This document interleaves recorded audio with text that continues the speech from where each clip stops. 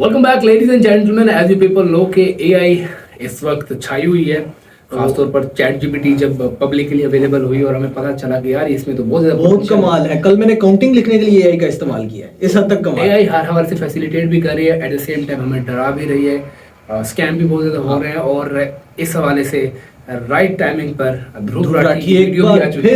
एक बार फिर क्या टाइमिंग है इस इंसान की। मतलब जिस तरह ओपन एआई जो है वो अपना प्रोजेक्ट के अंदर ज्यादा क्लैरिटी लाता जा रहा है और चैट जीपीटी जो है वो ग्रो कर रहा है, एआई ग्रो कर रही है, माइक्रोसॉफ्ट का बिंग ग्रो कर रहा है, उसी साथ साथ ये बंदा क्या एक्यूरेट टाइम पे है। और अभी एक नया प्रोजेक्ट आया है ओपन एआई का ही, मतलब ये उसके अंदर एक डेवलपमेंट है Q star. I think I am pronouncing it right, Q not इस तरह कोई नाम है।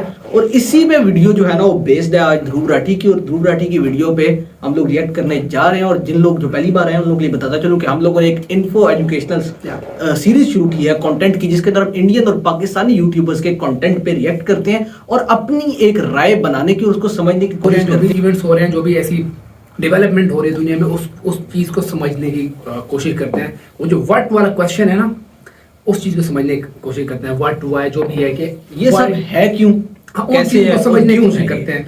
और हमने कुछ यूट्यूबर तो बेसिक सिलेक्ट किए जो क्रेडिबल हमें लगे हैं, जो कि हमें सेटिस्फाई करते हैं और रेफरेंस देते हैं proper.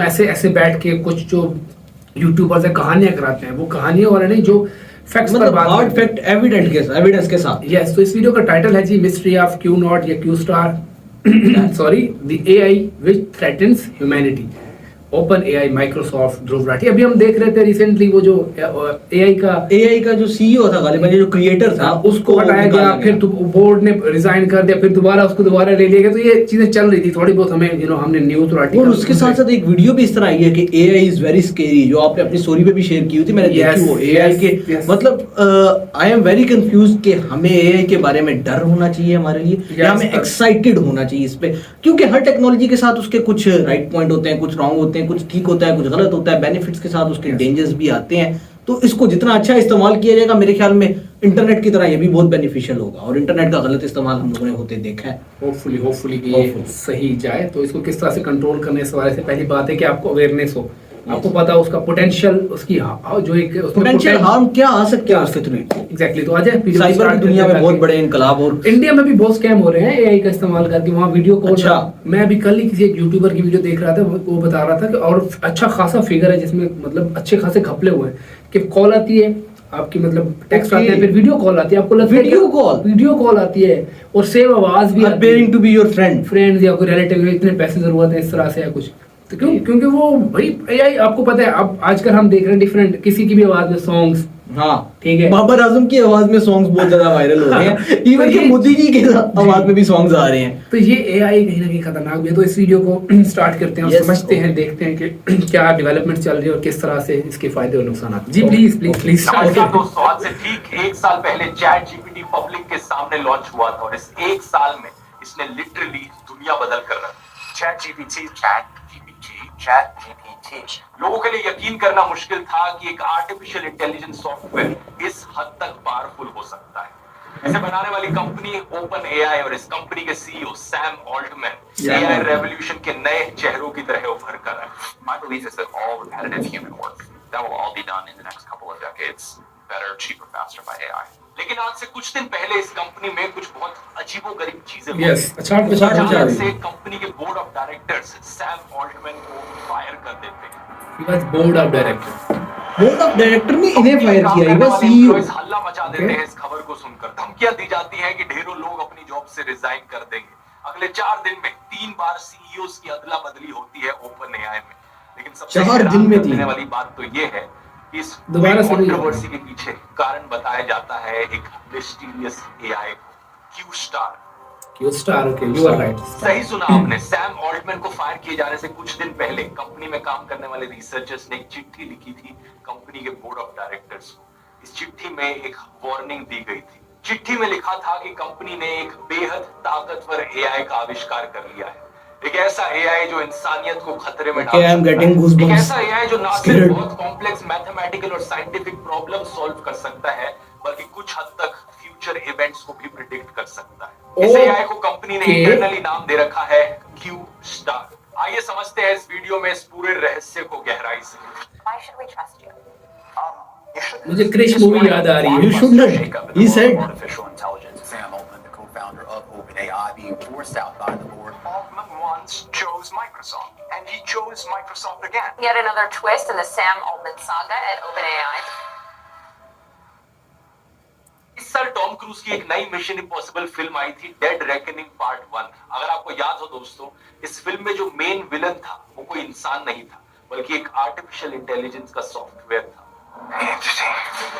It knows your every secret. Okay, we should watch this movie. Film ने इस एआई को नाम दिया था एंटिटी, और ये एआई इतना पावरफुल दिखाया गया था कि हर समय हर वक्त मौजूद होता था, और ये इंसानों को अपने फायदे के लिए मैनिपुलेट कर सकता था। मैथमेटिकली अपनी मास सर्वेलेंस की मदद से ये फ्यूचर भी प्रिडिक्ट कर सकता था। और फ्यूचर प्रिडिक्ट करने का मतलब ये नहीं कि ये बताना कि अगले 10 साल 15 साल में क्या होगा, बल्कि किसी भी पर्टिकुलर सिचुएशन में अगले एक दिन या अगले एक हफ्ते में बताना कि उस पर्टिकुलर सिचुएशन का फ्यूचर आउटकम क्या निकलेगा। ये एआई सिर्फ 2-3 कामों में अच्छा नहीं था, बल्कि ऑलमोस्ट हर काम ये इंसानों से बेहतर कर पाता था। इस तरीके की आर्टिफिशियल इंटेलिजेंस को असल जिंदगी में एक नाम दिया जाता है दोस्तों, AGI, artificial general intelligence. AGI, a computer system that can do any job or any task. इससे पूरी दुनिया कनेक्टेड है, ग्लोबल विलेज है। आज के दिन जो famous This AI is scary. Softwares हैं, जैसे कि चैट जीपीटी जैसे लैंग्वेज लर्निंग मॉडल्स या फिर मिड जर्नी जैसे जेनरेटिव एआई टूल्स, इन सबको वीक एआई की कैटेगरी में डाला जाता है, यानी ये कमजोर एआई सॉफ्टवेयर्स। ये सिर्फ स्पेसिफिक कामों में अच्छे हैं, जिन काम के लिए इन्हें बनाया गया है वो काम बहुत बढ़िया तरीके से करते हैं, इंसानों से बेहतर करते हैं, लेकिन सिर्फ वही कामों में इनकी स्पेशलाइजेशन है। एजीआई जैसा अगर कोई स्ट्रॉन्ग एआई एग्जिस्ट करेगा तो वो बहुत सारी अलग अलग चीजों में इंसानों से बेहतर काम कर पाएगा एक ही बारी में। लेकिन इस पॉइंट ऑफ टाइम पर कोई भी स्ट्रॉन्ग एआई एग्जिस्ट नहीं करता है दुनिया में। ओपन एआई कंपनी की साल 2015 में स्थापना करी गई थी। एक या मैं भी exist करता हूँ। इस कंपनी को बनाने Publicly, का सिर्फ yeah. एक मकसद था, एक ऐसा आर्टिफिशियल जनरल इंटेलिजेंस बनाना, एजीआई बनाना, जो इंसानियत को बेनिफिट पहुंचाए। आज भी आप इस कंपनी की वेबसाइट पर जाएंगे तो इन्होंने अपना मिशन साफ शब्दों में लिखा है, to ensure that artificial general intelligence benefits all of humanity. इस कंपनी को बनाने के पीछे कई बड़े टेक एंटरप्रेन्योर्स का हाथ था, जिनमें सैम ऑल्टमैन और इलॉन मस्क का भी नाम आता है। टोटल में करीब 10 को फाउंडिंग मेंबर्स थे, जिनमें अभी के जो चीफ साइंटिस्ट हैं इलिया सट्सकेवर और प्रेसिडेंट हैं ओपन एआई के ग्रेग ब्रॉकमैन, ये भी इंक्लूडेड थे। इन दोनों नामों को याद रखना यहाँ पर, क्योंकि हमारी कहानी में बहुत इंपॉर्टेंट रोल निभाते हैं। सभी को फाउंडर्स ने मिलाकर टोटल में $1 बिलियन प्लेज किए थे ओपन एआई को। साल 2019 कंपनी फॉर्मेशन के करीब 4 साल बाद सैम ऑल्टमैन सीईओ बनते हैं ओपन एआई के, और इससे करीब 4 साल बाद 17 नवंबर 2023 को कंपनी के बोर्ड ऑफ डायरेक्टर्स अचानक से एक दिन फायर कर देते हैं सैम को। ऐसी बड़ी कंपनीज में, अगर आप नहीं जानते दोस्तों, एक बोर्ड ऑफ डायरेक्टर्स होता है, जिनके पास ज्यादातर केसेस में पावर होती है कि वो सीईओ को फायर कर सके और हायर कर सके। रूल्स के अनुसार ये एक नॉर्मल चीज है बोर्ड ऑफ डायरेक्टर्स के पास इतनी पावर होना। ओपन एआई के इस बोर्ड में 6 मेंबर्स थे। 3 के नाम तो मैं आपको ऑलरेडी बता चुका हूं, एक सैम खुद थे, दूसरे इलिया, तीसरे ग्रेग, और बाकी 3 इंडिपेंडेंट एग्जीक्यूटिव्स थे। एक कोरा के सीईओ थे एडम, एक टेक एंटरप्रेन्योर ताशा मैकॉली और एक हेलेन टोनर। किसी भी डिसीजन तक पहुंचने के लिए मेजॉरिटी वोटिंग चाहिए, और ऑब्वियस सी बात है सैम खुद को तो फायर करेंगे नहीं, तो बचे सिर्फ 5 लोग। दूसरी चीज यहाँ पर यह है कि सैम को फायर करने के साथ साथ बोर्ड ऑफ डायरेक्टर्स ने ग्रेग को भी बोर्ड से निकाल दिया, तो ग्रेग ने भी सैम के खिलाफ वोट नहीं किया होगा। बचे 4 लोग, इलिया, एडम, ताशा और हेलन। ये वो 4 लोग थे जिन्होंने सैम को एक गूगल मीट कॉल के जरिए इन्फॉर्म किया कि उन्हें फायर किया जा रहा है। क्या कारण था फायर करने के पीछे, पब्लिकली ज्यादा कुछ बताया नहीं गया। बोर्ड ने कहा कि सैम जो बातचीत करते थे हमारे साथ वो खुलकर नहीं करते थे, उनका कम्युनिकेशन क्लियर नहीं था, ये इशारा करते हुए कि वो कुछ चीजें छुपा रहे थे हमसे। कंपनी से निकाले जाने के बाद ना तो सैम ने ना ही ग्रेग ने कोई स्टेटमेंट दी कि उन्हें क्यों निकाला गया। उन्होंने बस ट्विटर पर जाकर लोगों को कहा कि वो बड़े डिसअपॉइंटेड फील करते हैं इसके बारे में। ये फैसला टेक की दुनिया में बहुत शॉकिंग था। ऐसे कैसे हो सकता है कि इतने पावरफुल और इन्फ्लुएंशियल सीईओ को 4 बोर्ड मेंबर्स मिलके कंपनी से बाहर निकाल दे अचानक से? क्या असली कारण था जो दुनिया से छुपाया जा रहा था? मैंने आपको शुरू में बताया था कि ओपन एआई को एक नॉन प्रॉफिट कंपनी के तौर पर फाउंड किया गया था। ये चीज बड़ी अनोखी है और बड़ी इंपॉर्टेंट है, क्योंकि सिलिकॉन वैली में जितनी भी और पॉपुलर कंपनीज हैं वो सब फॉर प्रॉफिट है। Facebook, Meta, Google, Microsoft, Apple, ये सभी कंपनीज अपने प्रोडक्ट्स बनाती है, अपनी सर्विसेज बेचती हैं पैसे कमाने के लिए, और इनका मेन मकसद यहाँ पर पैसा कमाना है। लेकिन ओपन एआई का मेन मकसद था इंसानों के बेनिफिट के लिए एक एजीआई बनाना। एक रिसर्च फैसिलिटी ज्यादा थी। ओपन एआई के चार्टर में यह तक लिखा गया था कि कंपनी की ड्यूटी ह्यूमैनिटी की ओर है, ना कि इन्वेस्टर्स की ओर, ना ही एम्प्लॉयज की ओर। लेकिन ये नॉन प्रॉफिट वाला मॉडल अफसोस ज्यादा दिन तक चला नहीं। 2019 जिस साल सैम ऑल्टमैन सीईओ बने ओपन एआई के, उसी साल ओपन एआई ने एक सब्सिडरी कंपनी बनाई अपनी।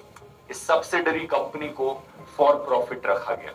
इसका नाम ओपन एआई ग्लोबल एलएलसी, और ये सब्सिडरी कंपनी कैप्ड प्रॉफिट्स के मॉडल पर काम करती है। कैप्ड मतलब एक लिमिट तक प्रॉफिट कमाया जाएगा।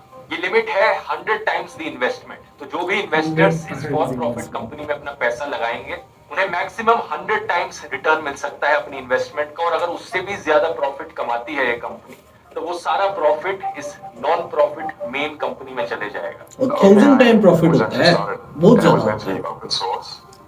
I named it OpenAI after open source.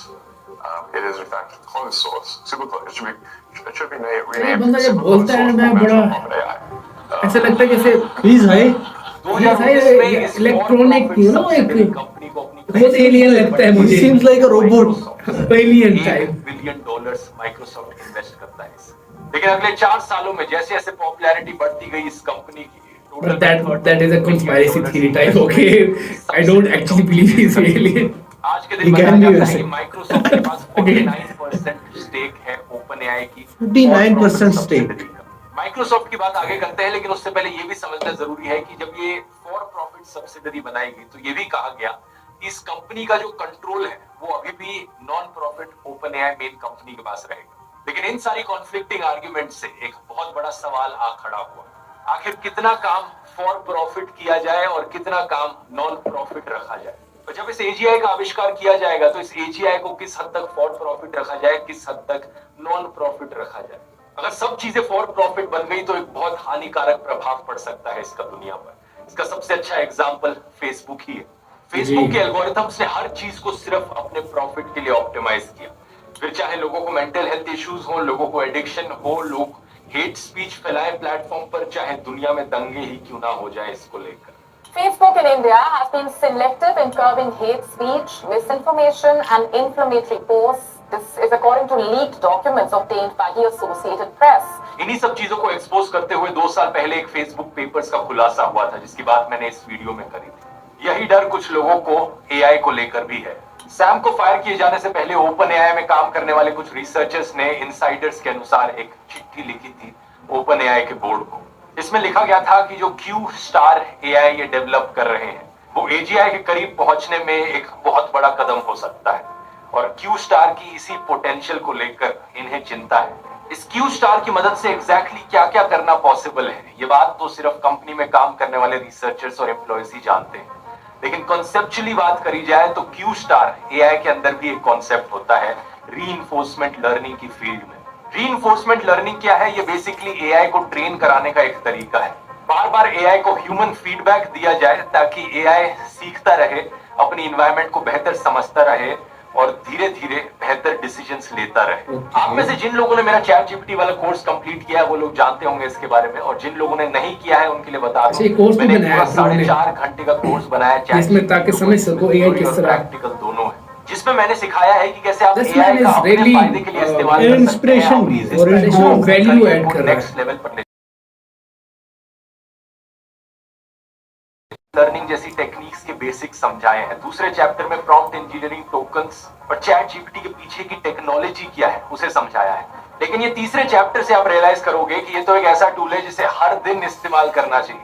Exams की पढ़ाई करनी है 2 से 3 गुना है ज्यादा एफिशिएंट तरीके से पढ़ाई हो सकती है। मोटिवेशन चाहिए यहाँ से मिल सकता है, किसी भी चीज में एडवाइस चाहिए चैट जीपीटी दे सकता है। 4th chapter daily life uses पर फोकस करता है, जैसे कि अगर आपको कहीं बाहर घूमने जाना है, उसके लिए ट्रैवल प्लानिंग करनी है तो ट्रैवल एजेंट पर पैसे बर्बाद करना बंद कीजिए। ये सारा काम ट्रैवल एजेंट का चैट जीपीटी आपके लिए फ्री में करके दे सकता है। फूड और डाइट की प्लानिंग ये भी काम करके दे सकता है। फिर काफी सारे लोगों का रोजगार भी छीन रहा है। Business owner Yes. फोकस करता है। जैसे आप अपने बिजनेस में सेल्स बढ़ाने के लिए, कस्टमर फीडबैक हैंडल करने के लिए, बिजनेस की मार्केटिंग के लिए इसका इस्तेमाल कर सकते हैं। यही कारण है कि मैं खुद भी डेली चैट जीपीटी का इस्तेमाल करता हूँ और मेरी प्रोडक्टिविटी इससे कितनी बढ़ गई है। इसलिए से वीडियो ज्यादा आ रही है जो है क्योंकि ये अब वन टाइम परचेज है, लाइफ टाइम आप इन वीडियोस को कभी भी देख सकते हो। और एक और अच्छी खबर देना चाहूंगा, क्योंकि ये टेक्नोलॉजी इतनी तेजी से इंप्रूव हो रही है, आने वाले महीनों में मैं फ्री अपडेट्स ऐड करूंगा इस कोर्स पर। आप में से जो लोग इस कोर्स को ऑलरेडी खरीद चुके हैं, 2 महीने बाद जाकर चेक करना, नए लेसन आ जाएंगे इस कोर्स में।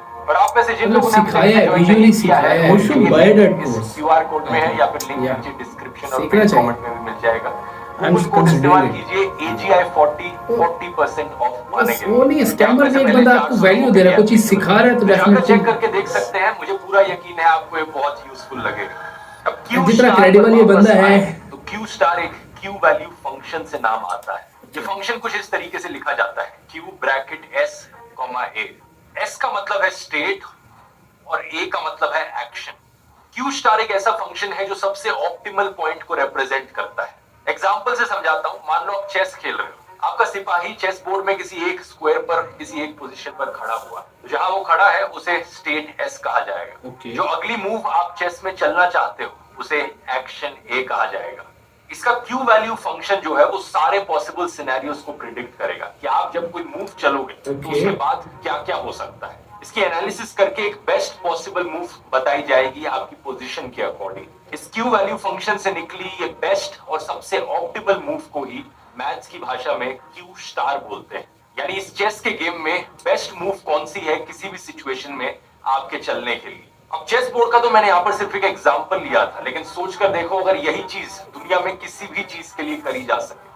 जैसे कि अगर आप हाईवे पे गाड़ी ड्राइव कर रहे हो और एआई आसपास मौजूद सभी गाड़ियों की स्पीड्स प्रिडिक्ट कर सके, उनके ड्राइविंग स्टाइल्स देख सके, एक एनालिसिस कर सके कि पोटेंशियली वो सारी गाड़ियां कैसे जाएंगी अगले 1-2 सेकंड में, और उसके बेसिस पे आपको बेस्ट पॉसिबल ड्राइविंग इंस्ट्रक्शन दे सके। या फिर किसी इलेक्शन से पहले क्यू स्टार एआई हर पॉसिबल सिनेरियो का एक एनालिसिस कर सके और इलेक्शन के रिजल्ट्स प्रिडिक्ट कर पाए।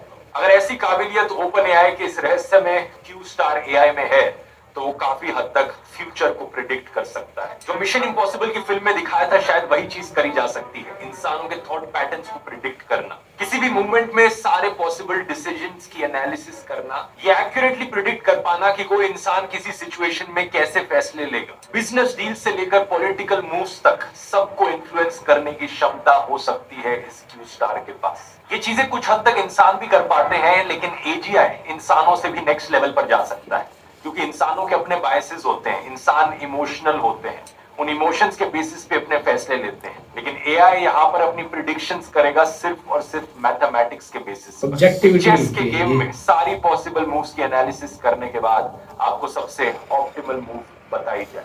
ये एआई सबसे एक्यूरेट प्रिडिक्शन दे पाएगा। अभी का चैट जीपीटी राइटिंग और लैंग्वेज ट्रांसलेशन बड़े अच्छे से कर पाता है नेक्स्ट वर्ड्स प्रिडिक्ट करके, लेकिन अगर क्यू वैल्यू लर्निंग इस एआई में डाली जाएगी तो सवालों के जवाब हमें सबसे ऑप्टिमल तरीके से मिलेंगे। किसी भी सवाल का सबसे ऑप्टिमल जवाब हमें मिलेगा। ये सिर्फ कुछ अंदाजा है जो हम लगा सकते हैं इस मिस्टीरियस क्यू स्टार एआई को लेकर। और ये भी अंदाजा लेकिन है। असलियत में सिर्फ नहीं, ओपन it's एआई में not काम all. करने वाले लोग ही जानते हैं कि कितना प्रोग्रेस तो बता रहे हैं ना कि अंदर क्या हो रहा है, ये सिर्फ हम concept को वैसे समझ रहे हैं। अंदर तो बहुत बड़ी गेम है। घंटी बजाई थी क्यू स्टार को लेकर, उन लोगों का डर यही था कि कहीं हम गलत दिशा में तो नहीं जा रहे, कहीं इससे नुकसान जो होगा इंसानियत को वो ज्यादा तो नहीं फायदे के कंपैरिजन में। Even though board of directors ने एक बड़ा वेग सा रीजन दिया था सैम को फायर करने का, एक्चुअल रीजन यहाँ पर 2 अलग अलग विचारधारा थी। ओपन एआई के अंदर एक विचारधारा है फॉर प्रॉफिट की, जो कमर्शियलाइजेशन को रिप्रेजेंट करती है, और दूसरी इस नॉन प्रॉफिट ग्रुप की विचारधारा है जिन्हें ज्यादा डर है इस टेक्नोलॉजी को लेकर। दोनों में से कौन सी साइड यहाँ पर सही है, ये अपने आप में एक डिबेट का मुद्दा है। जो लोग फॉर प्रॉफिट वाली साइड को फेवर करते हैं उनका कहना है कि अगर हमें और बेहतर टेक्नोलॉजी डेवलप करनी है तो उसके लिए बहुत सारे पैसे की जरूरत होगी, इन्वेस्टर का पैसा चाहिए होगा, जिसके बिना ये करना पॉसिबल ही नहीं होगा। और जो लोग नॉन प्रॉफिट की साइड पर हैं उनका कहना है कि प्रॉफिट की जो आइडियोलॉजी है वो हमारी ओरिजिनल विचारधारा को खत्म कर सकती है और एक बड़ा खतरा बन सकती है इंसानियत के लिए। इस पूरी कंट्रोवर्सी के शुरू होने से कुछ दिन पहले माइक्रोसॉफ्ट के प्रेसिडेंट ब्रैड स्मिथ ने 10 नवंबर को एक कॉन्फ्रेंस में कहा था, आपको किस पर ज्यादा भरोसा है, अगर आपकी टेक्नोलॉजी एक नॉन प्रॉफिट कंपनी से आए या फिर एक फॉर प्रॉफिट कंपनी से आए जिसे सिर्फ एक इंसान के द्वारा कंट्रोल किया जा रहा है। यहाँ पर ये इनडायरेक्टली इशारा कर रहे थे मार्क जकरबर्ग पर। Meta। लेकिन ओपन एआई में खुद दोनों साइड्स के बीच में ये जो बैलेंस था ये काफी टाइम से बिगड़ते जा रहा था। फरवरी 2023 में पहली बार चैट जीपीटी का पेड वर्जन निकाला गया, चैट जीपीटी प्लस।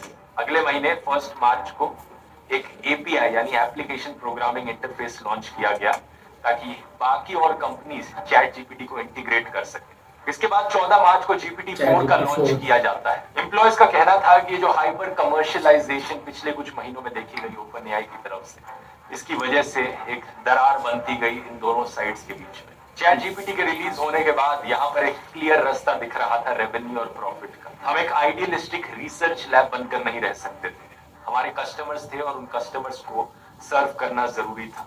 अक्टूबर 2023 में ओपन एआई अपना powerful image generator DALL-E 3 launch करता है।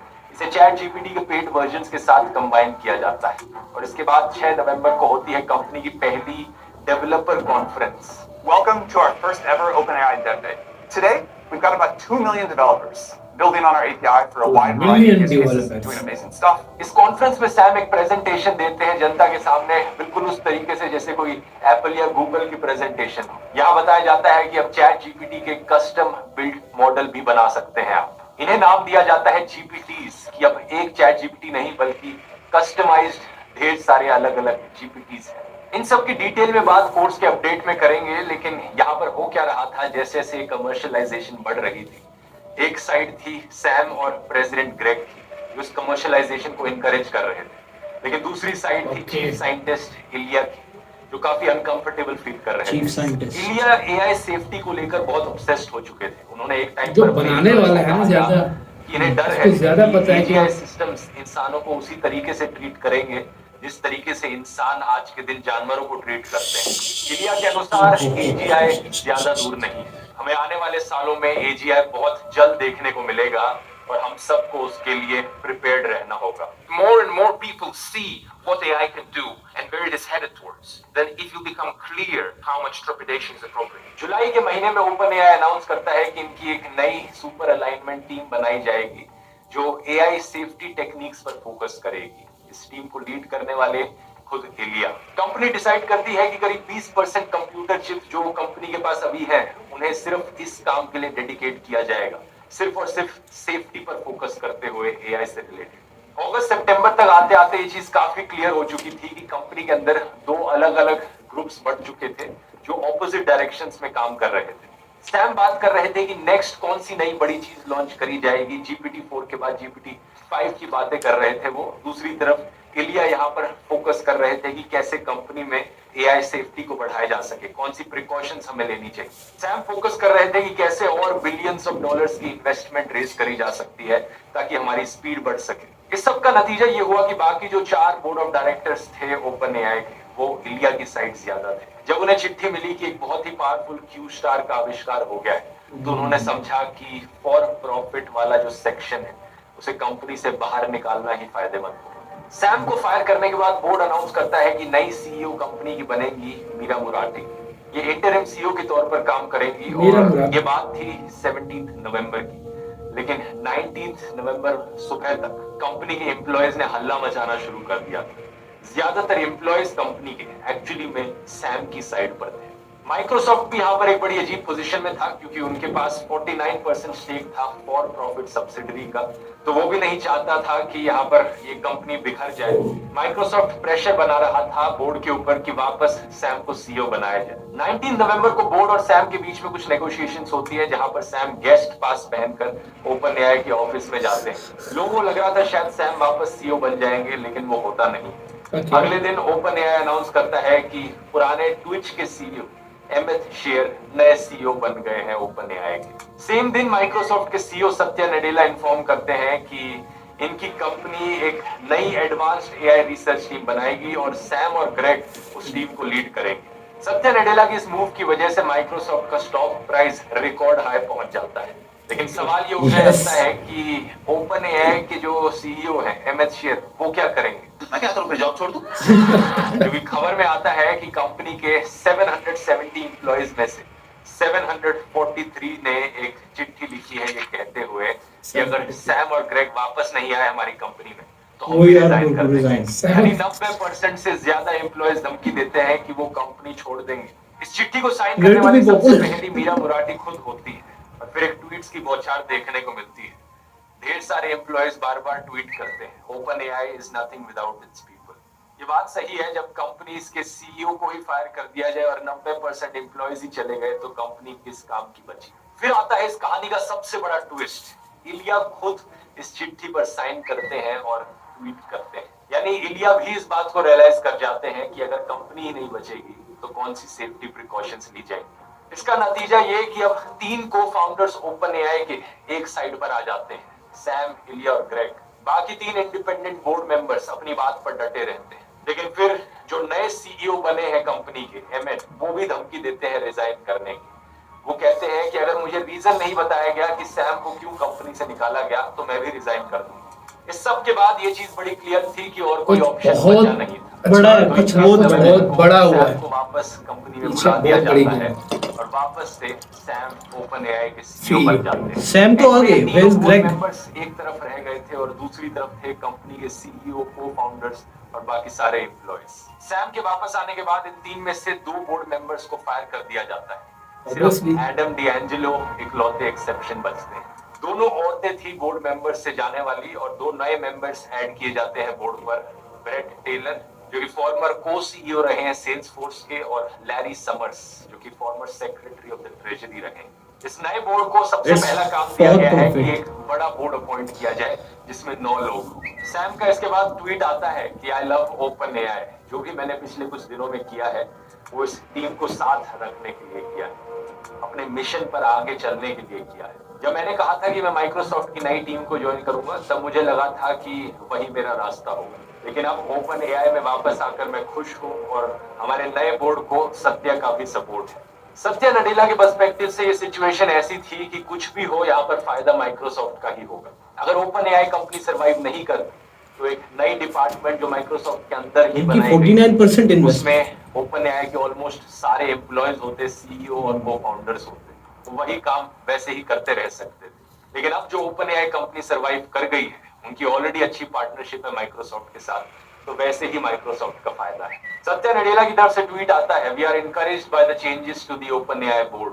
हमारा मानना है कि ये पहली स्टेप है और स्टेबल, वेल इन्फॉर्म्ड और इफेक्टिव गवर्नेंस के लिए। यहाँ पर यह भी एक्सपेक्ट किया जा रहा है कि सत्या नडेला खुद ओपन एआई के बोर्ड मेंबर बन जाएंगे। ये कंपनी अभी के लिए पूरी तरीके से सेफ है, लेकिन सवाल यहाँ पर यह है, आने वाले टाइम में ओपन एआई फॉर प्रॉफिट की राह पर ज्यादा मुड़ जाएगी या फिर अपनी नॉन प्रॉफिट वैल्यूज को अभी भी बरकरार रखेगी, और इसका क्या इम्पैक्ट पड़ेगा एजीआई की डेवलपमेंट पर, ये तो टाइम ही बताएगा। लेकिन एक चीज जो फॉर श्योर कही जा सकती है वो ये कि एआई कहीं जाने वाला नहीं है। आर्टिफिशियल इंटेलिजेंस हमारी इस दुनिया का हिस्सा बन चुकी है और जितनी जल्दी आप इसे इस्तेमाल करना सीखेंगे उतना ही आसान होगा आपके लिए इस बदलती दुनिया में आगे रहना। कोर्स का लिंक नीचे डिस्क्रिप्शन में मिल जाएगा। और अब आप अगर समझना चाहते हैं कि दुनिया कैसे बदल रही है एआई के आने से, इस चीज को मैंने इस वीडियो में यहाँ क्लिक करके देख सकते हैं। बहुत बहुत धन्यवाद। Thank you Dhruv Rathee. Yes thank you. यार मेरा माइंड तो वो क्या कहते हैं फटने वाली कैफियत में बैठा है। इट्स टू मच और it's scary and it is exciting. It's all, मतलब इंसान जो है वो नॉन प्रॉफिट से इसको प्रॉफिट की तरफ मोड़ रहा है, और जब इंसान प्रॉफिट की दौड़ में पिछली बार गया था तो व्हाट हैज हैपेंड, वो किसे ढका छुपा नहीं है। बिल्कुल। और अभी हम रिसेंटली जब फिलॉसफी पढ़ रहे थे तो उसमें सुपर ह्यूमन का तस्करा आया था कि इंसान जो है वो कैसे एलिवेट कर सकता है अपना लेवल। उसमें यही है कि चिप्स वाला, और क्योंकि मोर्टेलिटी और इमोर्टेलिटी वाला सीन है कि इंसान का सबसे बड़ा जो डिलेमा हमेशा से यही रहा है कि इंसान मौत को टालना चाहता है, और मौत जो शायद अभी तक आज तक सबसे बड़ी हकीकत रही है, क्या इंसान आने वाले सालों में उस हकीकत को झुटलाने जा रहे हैं? वही तो गेम चल रहा है कि जो कॉन्शियसनेस है उसको as a religious person, as a Muslim, many will disagree, but जिस तरह की आ रही हैं चीजें उससे बहुत कुछ सवाल पैदा हो रहे हैं। बस यही प्रेडिक्ट किया जा रहा है ना, यही एक कॉन्सेप्ट आ रहा है कि आपने कॉन्शियसनेस को मेमोरी में डालना है, चिप्स में, जैसे कि वो हमारे रोबोटिक जिसको इनका एलियन कह रहे हैं, Elon Musk ने भी ये चीज कही है। और दूसरा एक हमारी लिमिटेशन क्या है हमारी body, as Sheldon Cooper always said, मतलब we have to just install ourselves in a system or something like हाँ that. Robotic body Cyborgs. या तो चीजें बड़ी तब्दील और हमें एक्सेप्ट करना पड़ेगा और लैगर्स भी बनना पड़ेगा, जैसे कि और ध्रुव अपना रोल अदा कर रहे हैं, सीखना पड़ेगा, ड्राइवर बनना पड़ेगा। एक चीज आगे AI क्या है हैंडल उसको कैसे सीखना करना है। पड़ेगा। AI के बहुत सारे फायदे हैं Yes. लेकिन ये बहुत सारे नुकसान भी उसको पहुंचा यूज करना है। और ये जो भी अछाड़ पछाड़ हुई है इसमें कुछ बहुत बड़ा हुआ है, कुछ जो कि ऑब्वियसली पब्लिकली वो चीजें नहीं आती, लेकिन ध्रुव ने थोड़ी सी कोशिश की उसको समझाने की। और अभी तक आप क्लियरली समझ नहीं सकते कि क्या हुआ है, लेकिन आने वाले वक्तों में आपको पता लगेगा। जो मुझे समझ है वो ये है कि OpenAI is no longer a non-profit organization. हाँ It is going to be a for-profit organization and Microsoft is playing a big role in it.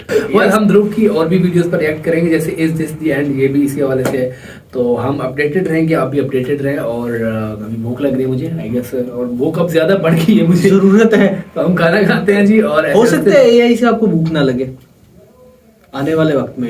you can put yourself on charging, ये भी हो सकता है if you हाँ, तो become। यही होने जा रहा है। अभी जब मैं पीछे भी बात ही कर रहा हूँ, सुपर हम वो बात कर रहे हैं कि हमने ट्रांसेंड जो करना है। अच्छा, सुपर ह्यूमन से आप मेरी बात तीसरी बात पर टोक देते हैं, मुझे यहाँ कंप्लीट करने दें। सुपर ह्यूमन से कंफ्यूजन पैदा हो रही है ना, नीशियन कॉन्सेप्ट सुपर ह्यूमन का, वो वाला सुपर ह्यूमन की बात नहीं हो रहा है। I am just trying to clarify that that's a something cyborg. I don't know why but ये क्योंकि थर्ड टाइम हुआ है तो मेरी बात ये कंप्लीट रही है। I am sorry. All I wanted to say कि इंसान जो ट्रांसेंड करना चाहता है, ठीक है, उसकी एक है, उसको क्या चीज रोक रही है, ये बॉडी, ये फिजिकल जो बॉडी, उसको उसने रिप्लेस कैसे करना है, रोबोटिक उससे, ठीक है। और दूसरा उसको क्या चीज चाहिए, उसकी कॉन्शियसनेस, उसको उसने किधर ट्रांसफर करना है, चिप्स में, ठीक है, इमॉर्टैलिटी टू ठीक है। मोर्टैलिटी। तो ये गेम इंसान करने पर काफी काम हो चुका है, ठीक है। और हमें जब चीजें नजर आ रही है जल्द पॉसिबल होने वाला है। और इसी की वजह से इंसान जो स्पेस में, और मेरे ख्याल में अभी जो चैट जीपीटी ये चीजें, ये बहुत पहले की गेम है। एजेंसियां और उनके पास होती है वो टेक्नोलॉजी, अभी भी हमसे बहुत आगे क्यों है, क्योंकि उनके पास काफी एडवांस टेक्नोलॉजी और एडवांस चीजें मौजूद है। जो पब्लिक चीज आती है वो जब घिस पेट चुकी होती है तब पब्लिक को अवेलेबल, पब्लिक नॉलेज में तब लेके आई जाती है। ये इसी तरह है, बिल्कुल इसी तरह। And I would like to say sorry, No, मुझे नहीं पता चला। Okay, I was like I'm sorry. It was my fault. I was just trying to clarify कि it's not the Nitshin superhuman, क्योंकि लोग बहुत ज्यादा कॉन्शियस बैठे होते हैं और वो पॉइंट आउट करते हैं विद सेकंड्स उसका and have very much। क्या उसका है वो यार मैं I don't know the German word for it, but it's a superhuman concept. वो भी खैर अलग बला गुजरा है। Friedrich Nietzsche मतलब वो अपने दौर का Sam Altman, you can say he was a genius of his time, Yeah. but not like Sam Altman. If he feels like a villain in this story, I'm sorry, but he feels like a villain. Hopefully जो भी चीजें हो इंसान उससे बेहतरी हासिल करे। And हमारी जो नोक झोंक है और ये सीखने का जो अमल है ये जारी रहेगा, और हम इंशाल्लाह अपडेटेड रहेंगे। और ध्रुव राठी का कोर्स अगर आप सीखना चाहते हैं जरूर, ओरिजिनल वीडियो का लिंक डिस्क्रिप्शन में होगा और उसकी डिस्क्रिप्शन में कोर्स का link ladies and gentleman, cheers. हंसते मुस्कुराते रहे, हमें दुआओं में याद रखें, अपना और अपने चैनल का ख्याल रखें। Peace out.